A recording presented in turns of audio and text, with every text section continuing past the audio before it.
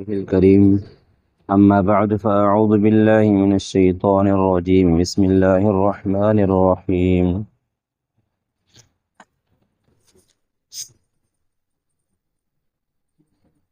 لقد كان لكم في رسول الله أسوة حسنة صدق الله العلي العظيم نبی کریم صلی اللہ علیہ وسلم کی مبارک سیرت کا سلسلہ چل رہا ہے۔ ہم نے پچھلے دروس میں نبی کریم صلی اللہ علیہ وسلم کی مبارک سیرت ہجرت تک پڑھی کہ آپ صلی اللہ علیہ وسلم نے ہجرت کی اور مدینہ منورہ تشریف فرما ہوئے۔ اب آج مدینہ منورہ کی زندگی کا آغاز ہے۔ حضور مدینہ میں کیسے آئے اور مدینہ میں کیا کیا ہوا اس کو یہاں پر بیان کیا جا رہا ہے۔ کہتے ہیں کہ جیسے نبی کریم صلی اللہ علیہ وسلم وہاں سے نکلے، ادھر انصاری صحابہ کو پتہ چلا کہ نبی کریم صلی اللہ علیہ وسلم نکل چکے ہیں۔ اب وہ کیا کرتے کہ روزانہ فجر کی نماز کے بعد شہر کے بالکل آخری کنارے میں جاتے اور حضور کا وہ انتظار کرتے کہ شاید آج آ جائیں، اور پھر یہاں تک کہ دن چڑھ جاتا، دھوپ تیز ہو جاتی، برداشت سے باہر ہو جاتی، پھر واپس چلے آتے۔ پر روزانہ اب ان کا یہ کام ہو گیا ہے، شاید آج آپ آ جائیں، شاید آ جائیں، شاید آ جائیں۔ تو اسی اعتبار وہ بہت انتظار کرتے، اور ان دنوں جو ہے اور مدینہ میں گرمی بھی زیادہ تھی، تپش تھی۔ بہرحال اس طرح یعنی ایک دن اس طرح حضور کا انتظار کر رہے تھے، کرتے کرتے جب دوپہر یعنی کہ تھوڑا گرمی تیز ہو گئی تو یہ سب واپس چلے گئے حضرات۔ تو اتنے میں ایک یہودی تھا، اس کی نظر پڑی آپ علیہ السلام پر، اور جو آپ وسلم کا مختصر سا قافلہ آ رہا تھا اس پر۔ تو اس نے وہ تو دیکھ رہا تھا، روز انصار جو ہے وہ انتظار کرتے ہیں شاید ان کی وہی ہستی ہو، تو ان کو انداز سے معلوم ہو کہ وہی ہے۔ فوراً وہاں پر اعلان کیا کہ منع، یہ انصار کی جماعت جس کے تم انتظار میں روز آتے تھے وہ آ گئے۔ بس بھائی یہ سننا تھا کہ لوگ جو خوشی سے یعنی کہ دوڑ دوڑ کے حضور صلی اللہ علیہ وسلم کے پاس آئے، اور ادھر آپ علیہ السلام اور حضرت ابوبکر صدیق رضی اللہ تعالیٰ عنہ جو ہیں دونوں آئے اور ایک کھجور کے درخت کے نیچے وہاں پر تشریف فرما ہوئے۔ تو ابوبکر صدیق رضی اللہ عنہ اور آپ صلی اللہ علیہ وسلم دونوں ہم عمر تھے، تو یہ پتہ نہیں پڑ رہا تھا کہ کون اللہ کے نبی ہیں، کون ابوبکر صدیق ہیں۔ نئے نئے لوگوں کو جنہوں نے ابھی تک زیارت نہیں کی تھی، تو ہر کوئی بس ذوق و شوق سے بس دیکھ رہا تھا۔ ابوبکر صدیق رضی اللہ عنہ کو پتہ چلا کہ ان لوگوں کو اشتباہ ہو گیا ہے، پتہ نہیں پڑا کہ نبی کون ہے، تو وہ کھڑے ہوئے حضور کو سایہ دینا شروع کیا۔ اب یعنی کہ جو سایہ دے وہ خادم ہے، وہ مخدوم ہے جو بیٹھا ہوا ہے۔ اس طرح جو ہے ان کو نبی علیہ السلام کو انہوں نے دیکھا، اور آپ صلی اللہ علیہ وسلم کو جب دیکھا نا وہ خوش ہوئے، اور کہتے ہیں کہ آپ صلی اللہ علیہ وسلم کو یعنی دیکھنے والا یہ جو قافلہ تھا حضور کے پاس جو آیا تھا، تقریباً 500 انصاری صحابہ کرام کا مجموعہ تھا، اور انہوں نے حضور کو کہا حضور یعنی کہ تشریف فرما لیجیے ہمارے ساتھ، آپ ہر طرح یعنی کہ مامون و محفوظ ہوں گے اور آپ کی ہر بات مانی جائے گی۔ تو آپ صلی اللہ علیہ وسلم کو یعنی کہ انہوں نے اپنے حساب سے بہت کچھ استقبال کیا اور اچھے اچھے جملے کہے۔ تو آپ صلی اللہ علیہ وسلم جیسے مدینہ میں آ رہے تھے تو آپ علیہ السلام کا خوب استقبال کیا گیا۔ کئی لوگ تھے حضور کا انتخاب کر رہے تھے دائیں بائیں، اور جو ہے خواتین جو عورتیں تھیں کوٹھوں پر چڑھ کے چھتوں سے دیکھ رہی تھیں کہ اللہ کے رسول کون ہیں۔ ویسے اور یہ کہتے ہیں کہ ایسا نظارہ تھا کہ ایسا نظارہ پہلے کبھی نہیں دیکھا گیا۔ وہ صحابہ بے حد خوش تھے اس میں، یعنی کہ راستوں میں، گزرگاہوں میں، مکانوں کی چھت پر، کھڑکیوں، دروازوں، ہر جگہ لوگ ہی لوگ تھے، اور لڑکے اور نوکر خدمتگار ہر طرف تھے، اور اپنے منہ سے کہتے جا رہے تھے آواز سے اللہ اکبر جاء رسول اللہ، اللہ اکبر جاء محمد، اللہ اکبر جاء محمد، اللہ اکبر جاء رسول اللہ، اللہ اکبر رسول اللہ تشریف فرما ہوئے، اللہ اکبر محمد صلی اللہ علیہ وسلم تشریف فرما ہوئے۔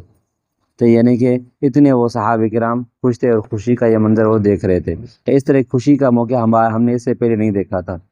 اور مسلمانوں نے حضور کی خوشی پر بار بار نعرہ تکبیر کرنا شروع کیا، نعرہ تکبیر اللہ اکبر، یہ خوشی کی علامت ہوتی ہے فتح کی۔ اور گویا کہ یوں سمجھو کہ پورا مدینہ خوش تھا، پورا مدینہ خوش تھا، مدینہ کی گویا کہ عید ہو گئی جب حضور آ گئے۔ اور اس کے علاوہ انصار کی جو بچیاں ہیں نا، حضور کو جب انہوں نے دیکھا تھا، حضور کا استقبال ہو رہا تھا، خوشی میں وہ ترانہ گا رہی تھیں، ترانے میں اس طرح کے اشعار کہہ رہی تھیں: طلع البدر علینا من ثنیات الوداع وجب الشکر علینا ما دعا للہ داعی ایھا المبعوث فینا جئت بالامر المطاع۔ اس کا مطلب یہ ہے کہ پہاڑ کے اس موڑ سے جہاں سے قافلے رخصت کیے جاتے ہیں، آج 14ویں کا چاند نکل آیا، منا چاند ہمارے شہر آ گیا ہے۔ ماشاءاللہ، حضور کو چاند کا، ننھی منی بچیاں۔ جب تک دنیا میں اللہ کا ایک نام لینے والا بھی رہے گا، ہم پر شکر ادا کرنا واجب رہے گا۔ اے وہ ذات پاک جس کو ہمارے درمیان بھیجا گیا ہے، آپ واجب الاطاعت حکم لے کر آئے ہیں۔ یعنی بے انتہا ان کو خوشی تھی۔ کیا حسین دن تھا وہ، جس دن پیارے پیغمبر علیہ السلام مدینہ منور میں تشریف فرما ہوئے، اور نبی علیہ السلام جب آئے تھے تو آپ صلی اللہ علیہ وسلم آتے ہی قبا کا جو علاقہ ہے وہاں پر ہے، اور وہاں پر آپ صلی اللہ علیہ وسلم 4 دن قیام فرمایا آپ نے۔ وہاں پر ایک مسجد کا بنیاد بھی رکھا، جس مسجد کو آج مسجد قبا کہتے ہیں۔ تو شروع میں حضور وہاں پر آئے تھے، اور یعنی جمعے کے دن جو ہے منا آپ آئے تھے، تو اس کے بعد جمعے کا جو دن تھا، اور حضور جو جمعے کے دن پھر روانہ ہوئے۔ اب جو حضور یعنی مدینہ طیبہ میں آئے تھے، گویا کہ یہ ربیع الاول کا مہینہ تھا، اور کہتے ہیں 12 ربیع الاول تھی، یہ بھی 12 ربیع الاول تھی، اور یعنی کہ حضور اس وقت آئے۔ اب جو ہے 4 دن وہ پیر کا دن ہے کہتے ہیں کہ، اور پھر جو ہے 4 دن کے بعد تقریباً جمعہ آ گیا تھا۔ اب جمعے کو حضور نے ان سے رخصت کرنا شروع کیا، بھائی میں جا رہا ہوں، اور حضور آگے چلے تو وہاں پر یعنی بنو سالم بن عوف کا محلہ تھا، وہاں پر حضور نے جمعے کی نماز ادا کی۔ یہ پھر جمعے کی نماز تھی جو مدینہ منور میں ادا کی گئی، اور پھر وہاں پر کہتے ہیں مسجد تعمیر ہوئی ہے بعد میں، جس کو مسجد جمعہ کہتے ہیں، جمعے والی مسجد۔ ورنہ جہاں جہاں حضور نے قدم مبارک رکھے، نمازیں پڑھی، پھر وہاں پر مسجدیں بننا شروع ہو گئیں۔ اب جب حضور جمعہ پڑھ کے پھر مسجد مدینہ منور کے یعنی کہ شہر میں جیسے داخل ہوا اندر، تو پھر وہاں پر ہر کوئی حضور کے بعد حضور ہمارے پاس آئے نا، حضور ہمارے پاس رہے نا، حضور ہمارے پاس رہے نا، ہمارے پاس رہے نا۔ اور کبھی کبھی حضور کے یعنی کہ اونٹ کو لے کر، اس کے نکیل کو لے کر یعنی تھوڑا آگے لے کر جاتے، حضور ہمارے پاس آئے نا۔ حضور نے فرمایا کہ بھائی یعنی مجھے اللہ کا یعنی کہ اس کو جانے دو، اس اونٹنی کو، اس کو اللہ کا بس حکم ہے، جہاں پر اس کو اللہ کو منظور ہوگا نا، اس کو اللہ وہاں پر رکوائے گا، وہ ہمارا یعنی کہ جائے اقامت ہوگا، ہمارا عیش کی جگہ وہ ہوگی۔ اب جب وہ یعنی کہ اونٹنی حضور کے ساتھ جب یعنی بنو نجار کے محلے سے گزری، بنو نجار کی جو بچیاں ہیں، باندیاں ہیں، انہوں نے پھر اپنا الگ سا ترانہ کہنا شروع کیا: نحن جوار من بنی نجاری یا حبذا محمد من جاری۔ ہم بنو نجار کی لڑکیاں ہیں، ایک خوش بخت کہ محمد آج ہمارے پڑوسی ہیں۔ کہ من اس طرح ترانے وہ گا رہی تھیں۔ تو آپ علیہ السلام جو ہے یعنی آپ صلی اللہ علیہ وسلم بنو مالک بن نجار کے گھر کے قریب پہنچے تھے، تو اونٹنی نے ایک جگہ پر یعنی کہ پھر یعنی کہ بیٹھنا شروع ہو گئی۔ یہ وہ جگہ ہے جو یعنی کہ مسجد نبوی کی جگہ ہے آج، مسجد نبوی جو ہے اس جگہ پر وہ بیٹھ گئی۔ اس جگہ پر یعنی کہ کھجوروں کو یعنی سکھانے کی ایک جگہ تھی، جو بنو نجار کی 2 یتیم لڑکوں کی ملکیت تھی، اور وہ جو لڑکے تھے نا آپ صلی اللہ علیہ وسلم کے گویا کہ یعنی کہ ننھیال میں رشتہ دار پڑھتے تھے، آپ کی نانی کے طرف سے اب وہ رشتہ دار پڑھتے تھے۔ اور آپ صلی اللہ علیہ وسلم جیسے وہاں پر پہنچے، اب اونٹنی وہاں پر بیٹھ کے بنو نجار کے محلے میں، تو بنو نجار کے محلے میں جیسے بیٹھے، تو ابو ایوب انصاری جس کا نام تھا خالد بن زید، تو انہوں نے کیا کیا، فوراً آپ صلی اللہ علیہ وسلم کا سامان اونٹنی سے اتارا، اور پھر اس کو یعنی کہ تاکہ حضور ہمارے پاس اقامت کریں گے۔ اور ان کے جو گھر تھا نا 2 منزلہ تھا، اس کا معنی ہے کہ مدینہ میں ترقی اتنی ہو چکی تھی 2 منزلہ گھر بنتے تھے۔ تو جیسے کہ یعنی کہ اپنے سامان لیا، تو حضور کی یعنی خوب ضیافت، مہمانی، ادب تعظیم خوب کی۔ اب حضور ان کا 2 منزلہ گھر تھا، اب حضور کو کہاں رہا ہے؟ انہوں نے یہ کیا کہ بھائی حضور کو نیچے رہاتے ہیں،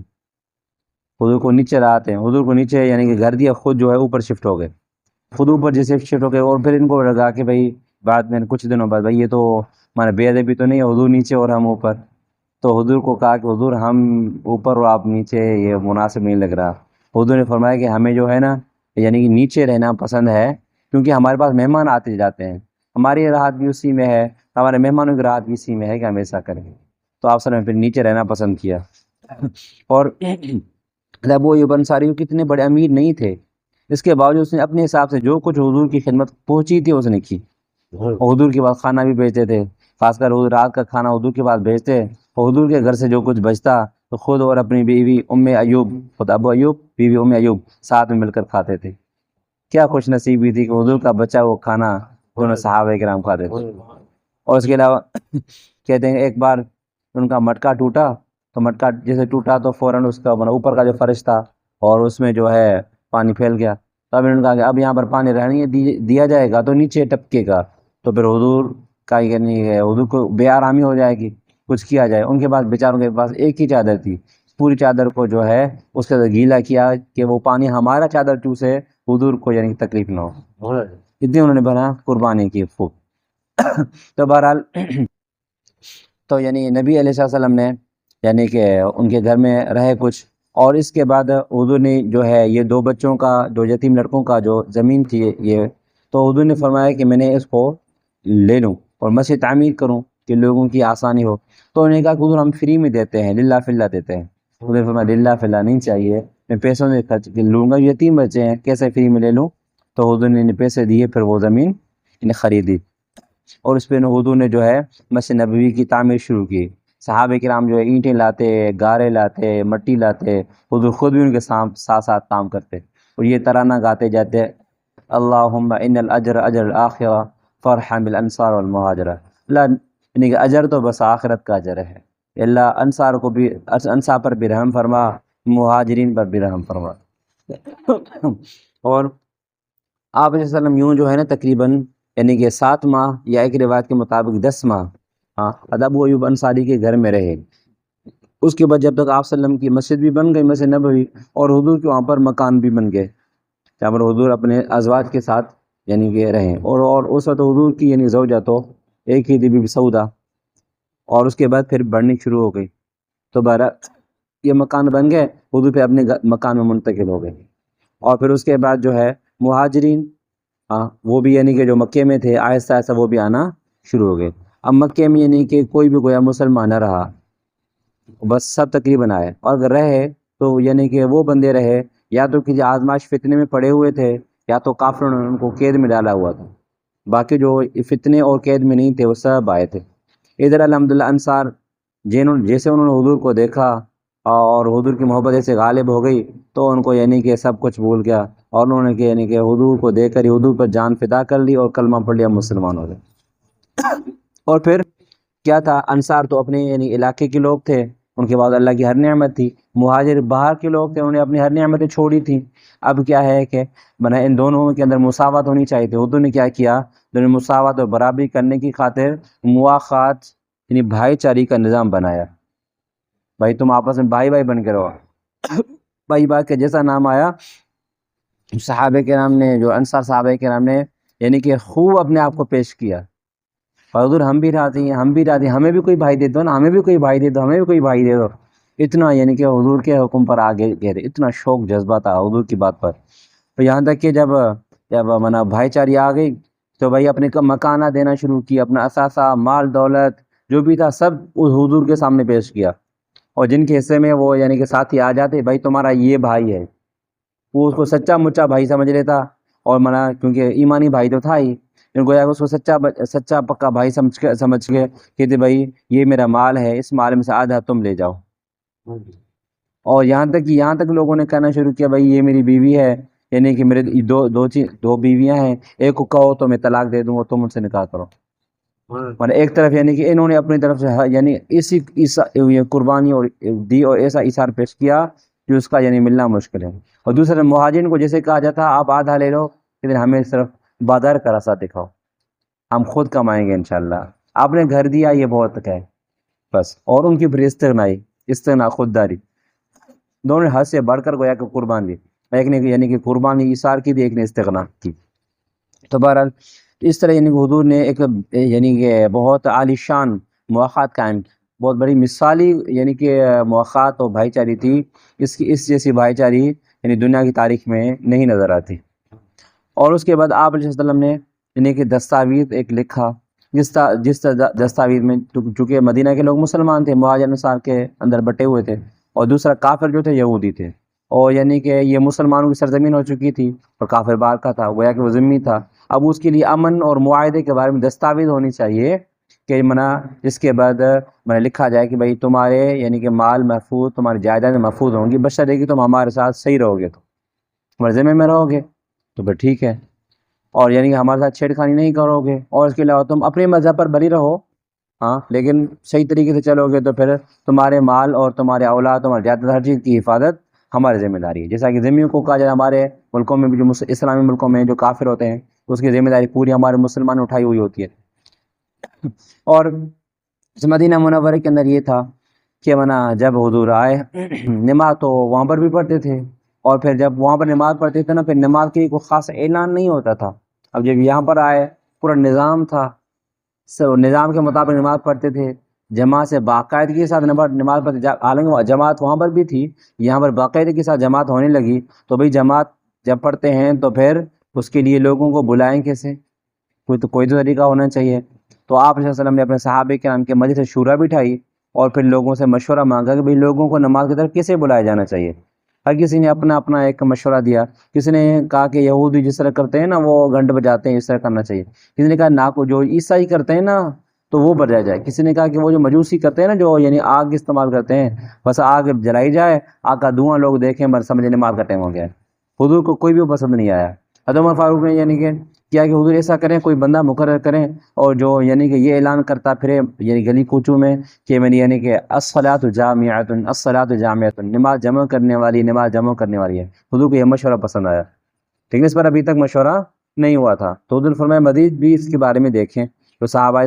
اس بارے میں فکر مند تھے۔ ایک صحابی تھے، تو جب وہ گئے تو یعنی کہ انہیں خواب دیکھا۔ خواب میں کیا دیکھ رہے ہیں کہ مانا ایک بندہ ہے، اس کے پاس یعنی کہ کوئی ناقوس ہے،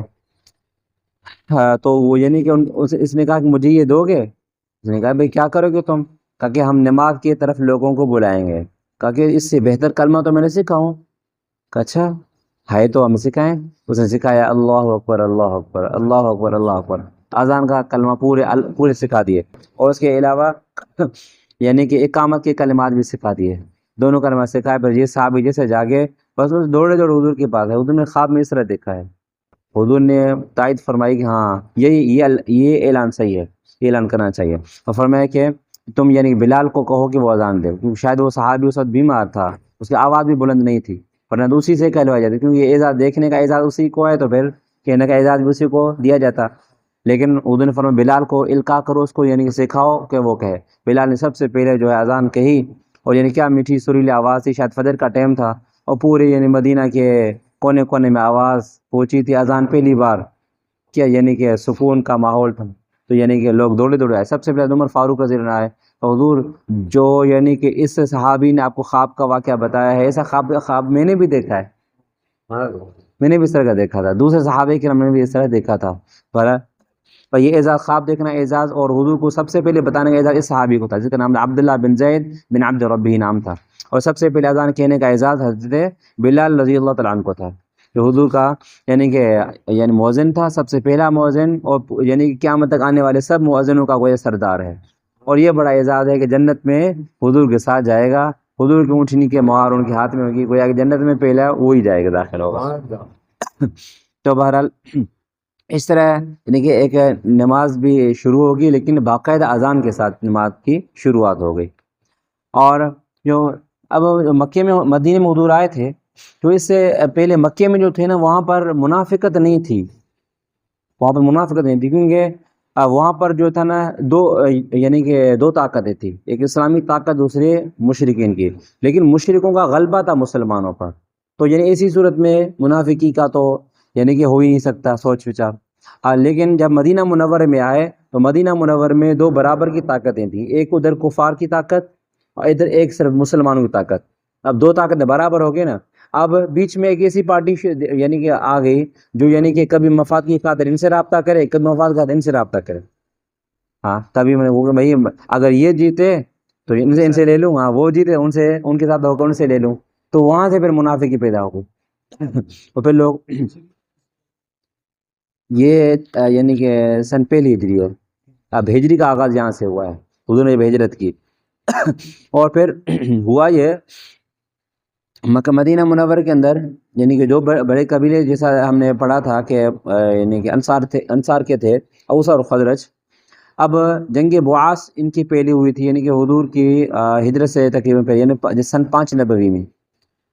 یہ یعنی جنگ بعاث ہوئی تھی، جنگ بعاث ان کی ہوئی تھی۔ اب انہوں نے کہا کہ اپنا کوئی سردار مقرر کیا جائے۔ سردار انہوں نے اس زمانے میں مقرر کرنا چاہا عبداللہ بن ابی بن سلول۔ اور پھر جب حضور مدینہ طیبہ آئے تو اس سے پہلے اس کو سردار بنایا جا رہا تھا، اس کی پروگرامنگ چل رہی تھی، اس کے سر پر تاج رکھنا تھا سرداری کا، ان کو سردار بنا تھا، اپنا بادشاہ بنا تھا مدینے والوں کو۔ اور پھر جیسے اسلام آیا تو اسلام کے آنے سے ہی پھر کیا ہوا، دونوں طرف یعنی کہ صحابہ اوس اور خزرج دونوں مسلمان ہو گئے، اور نبی علیہ السلام آئے، آپ صلی اللہ علیہ وسلم نبی کے، گویا کہ انہوں نے ان کو سردار ماننا شروع کیا، حضور کو۔ اب جیسا حضور کی طرف جب سرداری منتقل ہو گئی تو عبداللہ بن ابی بن سلول جو تھا نا، اس کے برداشت سے باہر ہو گئی، اور اس کو خوب کینہ ہوا، حسد پیدا ہوا کہ یہ میری سرداری جو میرے سر پہ آنے والی تھی یہ نبی کی طرف کیوں گئی، گویا کہ یہ سرداری مجھ سے چھینی گئی۔ اس نے پھر خوب حسد کرنا شروع کیا، بڑا جلن شروع کیا۔ تو یوں جو ہے جو سردار بننے والا تھا مدینے والوں کا نا، اب کیا ہوا کہ یہ منافقوں کا سردار بن گیا، منافقوں کا سردار بن گیا۔ کچھ یہودیوں کے منافق، کچھ یعنی کہ عربوں کے منافق ساتھ، یعنی ادھر ادھر کے مل کے سردار یہ ہو گیا۔ اب مسلمانوں نے دیکھا کہ بھائی یہ جو ہیں منافق پیدا ہو گئے ہیں، تو ان کو یعنی کہ یہ گویا کہ آستین کے سانپ تھے، آستین کے سانپ۔ اب ان سے مسلمانوں کو بچنا بھی ضروری تھا، کیونکہ باہر کا دشمن آسان ہوتا ہے، جو گھر کا بھیدی جو ہے نا وہ دشمن بنے تو پھر بڑا مشکل ہوتا ہے۔ اب ان سے بچنا بھی ضروری تھا، تو اللہ تبارک و تعالیٰ نے قرآن شریف میں ان کے پول ظاہر کیے ہیں۔ اچھا، مدینے میں جو ہے جیسا کہ ہم نے پہلے پڑھا تھا یہودی بھی رہتے تھے۔ اب یہودی جو تھے یعنی کہ مسلک کے حساب سے دیکھا جائے ان کا مسلک آسمانی تھا، توحید کے اعتبار سے توحیدی بھی تھے، سمجھو اپنے حساب سے جتنی بھی توحید تھی ان میں، اور وہ رسالت کو بھی مانتے تھے۔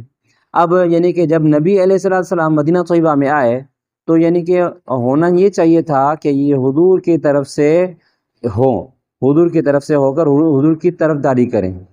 لیکن ہوا یہ کہ انہوں نے نبی علیہ السلام کا ساتھ چھوڑ دیا، بلکہ بجائے اس کے کہ حضور کا یعنی کہ طرف لیں، یعنی حضور کی فیور لیں، پھر بجائے اس کے انہوں نے کیا کیا تو حضور کی مخالفت کرنا شروع کی، حسد کیا، اور پھر یہاں تک کہ آپ علیہ السلام کو طرح طرح کی اذیتیں بھی دیں، حضور کے خلاف طرح طرح کی سازشیں تیار کی، منافقین کو اکسایا اور جو کفار تھے ان کو اکسایا، بلکہ یہاں تک کہ صرف مسلمانوں کے ساتھ مخالفت کرتے تو بھی بات بنتی، لیکن انہوں نے کیا کیا، مسلمان سے مخالفت کر کے جو یہودی جو یعنی کہ کافر تھے نا دوسرے یعنی کہ مکے کے، ان کو کہا کہ تم سچے ہو، ان کو یہ کہا کہ تم سچے ہو۔ کسی انگریز نے اپنی کتاب میں لکھا ہے، جب حضور کی وہ لکھ رہا تھا سوانے، کہا کہ بھئی یہ بڑی عجیب بات ہے کہ یہودی جو پرانے زمانے سے توحید کی وجہ سے، اپنے دین کی حفاظت کی وجہ سے، آسمانی دین کی حفاظت کی وجہ سے انہوں نے اپنی جانیں دی، اور اب صرف چند ٹکے کی خاطر اور اپنی یعنی کہ شہرت کی خاطر، چند دنیاوی مقاصد کی خاطر یعنی کہ جو آسمانی مذہب جو نبی صلی اللہ علیہ وسلم لائے تھے اس کو چھوڑ کر ان کی فیور لے رہے ہیں۔ یہ بہت گندی حرکت تھی جو ان کو نہیں کرنی چاہیے تھی، منع اپنی کافر بھی کافروں کو ماننا ہے کہ یہ ان کی حرکت اچھی نہیں تھی۔ تو بہرحال انہوں نے یعنی کہ نبی علیہ السلام کے بارے میں بہت یعنی کہ بری چیزیں کی، جیسا کہ ہم نے پہلے پڑھا کہ بھئی ان کی وجہ بنیادی دو تھی۔ ایک کیا تھا کہ یہودیوں میں آپ کو جیسے پتہ ہے کہ حسد، تنگ دلی، چھوٹا دل اور جمود، تعصب کا مادہ بہت زیادہ تھا۔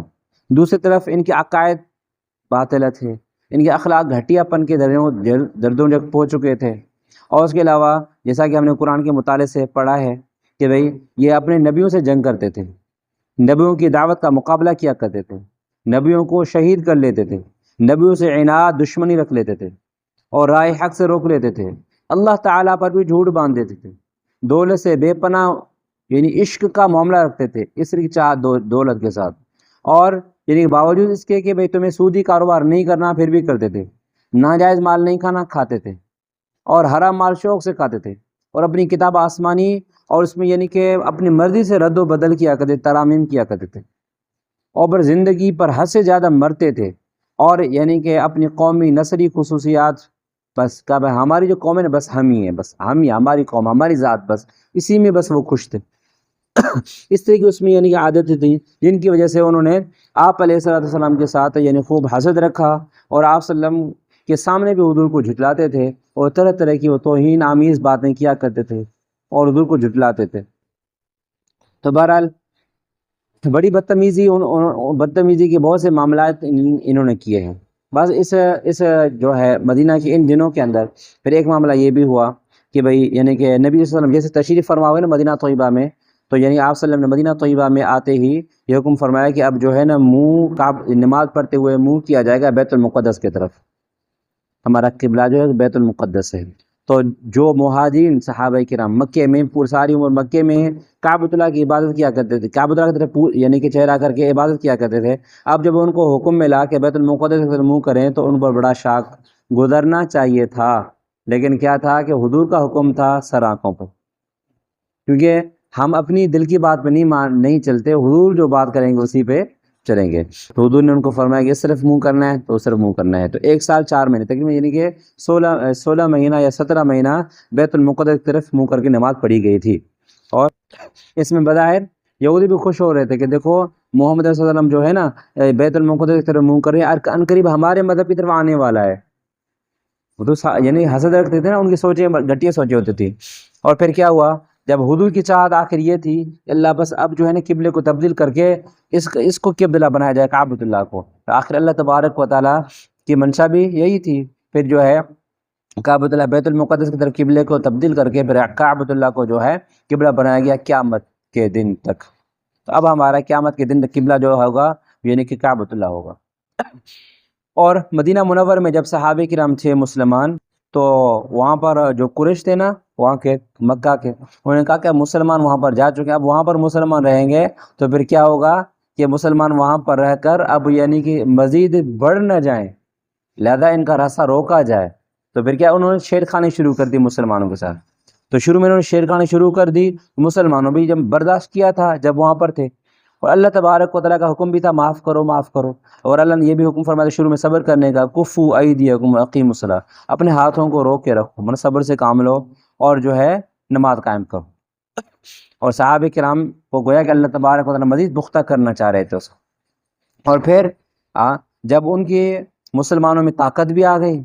اور ان کی شرارتیں بڑھنے لگی، تو اب اللہ تبارک و تعالیٰ نے صرف اجازت دے دی، حکم نہیں دیا تھا، اجازت دے دی کہ اذن للذین یقاتلون بانہم ظلموا وان اللہ علی نصرہم لقدیر۔ اور جن مسلمانوں سے خام خواہ لڑائی کی جاتی تھی ان کو اجازت ہے کہ وہ بھی لڑیں، کیونکہ ان پر ظلم ہو رہا ہے اور خدا ان کی مدد کرے گا، یقیناً وہ ان کی مدد پر قادر ہے۔ اور پھر جو ہے نبی علیہ السلام کا حکم ہوا کہ یعنی شروع میں چھوٹی چھوٹی جھڑپیں شروع ہو گئی کافروں کے ساتھ، تاکہ ان پر یعنی اسلام کا رعب پڑ جائے۔ اس طریقے سے جو ہے کیونکہ حضور کا جو دین پوری دنیا تک پہنچانا تھا، اور چھوٹے سے یعنی کہ مختصر یعنی کہ وقت میں 13 سال حضور پہلے گزار چکے تھے، باقی بچے 10 سال، ان 10 سالوں میں پوری دنیا کے کونے کونے تک اسلام کو پہنچانا ہے۔ اس کا آغاز یہاں سے گویا کہ ہو گیا کہ بھائی کیا چھوٹی چھوٹی جھڑپیں شروع ہو گئیں، یعنی کہ دائیں بائیں جو بھی کافروں کے قصبے پڑتے تھے، جس کو سریات کا نام دیا جاتا ہے، جو یعنی کہ چند افراد سے لے کر یعنی 400 کے قریب تک افراد کا جو مجموعہ ہوتا تھا، اس کو سریہ کہا جاتا تھا۔ اور اس میں حضور شریک نہیں ہوتے تھے، اپنی جماعتیں بھیجتے تھے سریات میں۔ اور پھر یوں سریہ ایک تھا عبداللہ بن جحش کا سریہ، تو حضور نے ایک چھوٹی سی یعنی ایک چھوٹا سا دستہ بھیجا تھا، حضور نے ان کو فرمایا تم وہاں پر جاؤ، 8 آدمی پر مشتمل تھا، یہ تحریر دے دی بھئی یہ تمہیں جو ہے نا کھولنا نہیں ہے، وہاں پر مقام پہ جا کر کھولنا ہے۔ صحابہ کے مقام پہ گئے، جو طائف اور مکہ کے بیچ میں پہنچے تھے، تو وہاں پر انہوں نے کھولا تو وہاں پر یہ لکھا ہوا تھا کہ جب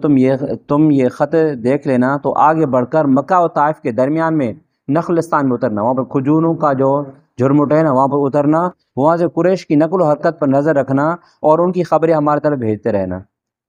منسیائی کا کام۔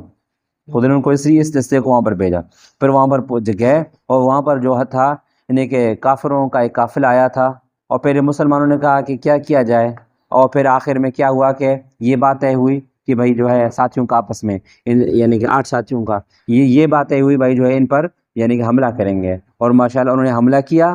اور حملہ کرنے کے بعد جو ہے یعنی کہ کچھ کافر یعنی مارے بھی گئے، اور اس کے علاوہ کچھ کو قید بنا کر حضور کی طرف لے آئے، ان کا جو مال تھا وہ بھی لے کر آئے۔ تو شروع میں حضور نے فرمایا ایسا کیوں کیا، پھر آخر میں اللہ نے اجازت فرمائی جب کافر کرتے ہیں تو مسلمان کیوں نہ کرے۔ اور خاص کر یہ معاملہ ہوا تھا رجب کا، یہ رجب کا آخری دن تھا، اور یعنی کہ عربوں کے پاس 4 مہینے، شوال، ذوالقعدہ، ذوالحج اور یعنی رجب، ہاں ان یعنی کہ مہینوں کو جو ہے نا، شوال نہیں، یعنی کہ ذوالقعدہ، ذوالحج اور محرم، یہ اور یہ رجب کا مہینہ، ان مہینوں کو وہ سمجھتے عزت والا مہینہ، ان میں لڑائی نہیں کرنی۔ اور یہ جو تاریخ تھی یہ رجب کی آخری تاریخ تھی، اور اگلے دن صحابہ کرام نے اگلے دن جو رجب ختم ہونا ہے، اور پھر جو ہم جھڑپ کریں گے، اس پر حملہ کریں گے۔ اب اگلا دن ہوا، انہوں نے کہا نا ایک رات باقی تھی، مسلمانوں نے غلط کیا، اور مسلمانوں نے جب کہا کہ تاریخ ختم ہو چکی تھی، نیا مہینہ آ چکا تھا، رجب جا چکا تھا، یا حرم کا مہینہ جا چکا تھا، اور ہم نے تو دوسرے مہینے میں کی تھی۔ اب اس کشمکش میں تھے، انہوں نے کہا کہ مسلمانوں نے خیال نہیں رکھا اس مہینے کا، یہ وہ۔ اللہ نے جواب دیا، بھلا اگر مسلمانوں نے یہ کیا ہے تو تم کون سے اچھے کام کیا کرتے تھے؟ اپنے بھی کام دیکھو، اللہ کے مسجد سے لوگوں کو نکالنا اور فتنہ برپا کرنا، فتنہ تو قتل سے زیادہ سخت ہے تم نے جو کیے تھے۔ پھر بہرحال آگے جا کر پھر یہ 4 مہینوں کی جو حرمت یہ ختم ہو گئی۔ تو یوں جو ہے اللہ تبارک و تعالیٰ نے اسلام کو آگے بڑھایا۔ اور پھر یعنی ابوا، غزوۃ الابوا، یہ پہلی جنگ تھی جس میں حضور نے شرکت کی تھی، جس کو بوات بھی کہتے ہیں، اور لیکن اس میں جنگ کی نوبت نہیں آئی ہوئی تھی۔ اور پھر اس کے بعد یعنی سریہ، یعنی حضور جو دستے بھیجے تھے، غزوہ منا جس میں حضور خود شریک ہوتے تھے، اس کا باقاعدگی کے ساتھ آغاز ہو گیا۔ اور سریہ جو ہے نا تقریباً 60-70 کے قریب ہیں حضور کی اس 10 سالہ زندگی کے اندر، مدنی زندگی میں۔ اور غزوہ جو جس میں حضور نے خود شرکت کی، وہ تقریباً یعنی کہ 30 کے قریب ہیں، 27 یا 30 کے قریب ہیں۔ تو بہرحال اتنی حضور نے جنگیں لڑی ہیں، صحابہ کرام کو بھیجا یعنی کہ 60-70 کے قریب دستے، اور خود شرکت کی یعنی کہ وہ 27 یعنی 30 کے قریب۔ تو آپ اندازہ لگائیں کتنا جاتا ہے، یعنی گویا 100 کے قریب جنگیں ہوئی تھی۔ تو پھر بھی لوگ کہتے ہیں بھائی اسلام میں جنگ نہیں ہے، جنگ نہیں ہے، جنگ نہیں ہے۔ اسلام میں بھائی جنگ ہے، جس کو ہم جہاد کہتے ہیں، لیکن واقعی جہاد ہو، ہاں۔ تو بہرحال ان دنوں جو ہے ایک یہ بھی ہوا کہ جب لوگ نماز میں پکے ہو گئے، ہر عبادت میں آگے چلے گئے، اللہ کی یعنی حکم پر آگے بڑھتے چلے گئے، اللہ کی محبت بے پناہ ان میں آنے لگی، گویا کہ اللہ کی محبت میں عشق کے درجے میں پہنچنے لگے، تو اللہ کے احکام بھی بڑھنے لگے۔ تو اللہ کے حکموں میں سے ایک حکم ان کو یہ بھی ملا کہ بھائی روزہ رکھو۔ تو سن 2 ہجری کا واقعہ ہے، تو پھر ان روزوں کا بھی ان کو حکم ملا کہ یا ایھا الذین آمنوا کتب علیکم الصیام کما کتب علی الذین من قبلکم لعلکم تتقون، اے ایمان والو تم پر روزے فرض کیے گئے جیسے تم سے پہلے لوگوں پر فرض کیے گئے تھے، کیوں؟ تاکہ تم پرہیزگار بنو، روزے سے پرہیزگاری ملتی ہے۔ تو یہ چند واقعات ہیں جو ہم نے یعنی کہ معلوم کیا مدینہ کے یعنی ابتدائی یعنی باتیں تھی۔ اس کے بعد جو ہے یعنی کہ سب سے پہلی جنگ جس کو جنگ بدر کہتے ہیں، مشہور جنگ ہے، انشاءاللہ کل اس کا واقعہ معلوم کریں گے۔ تو اللہ پاک دعا ہے نبی صلی اللہ علیہ وسلم کی جو ہم نے زندگی پڑھی، اللہ تبارک و تعالیٰ باقاعدہ حضور کی زندگی کو پڑھنے سے ہمیں حضور کی زندگی میں اضافے کا ذریعہ بنائے، اور حضور کی محبت میں اضافے کا ذریعہ بنائے، اور اپنے طرف قرب کے اضافے کا ذریعہ بنائے۔ آمین ثم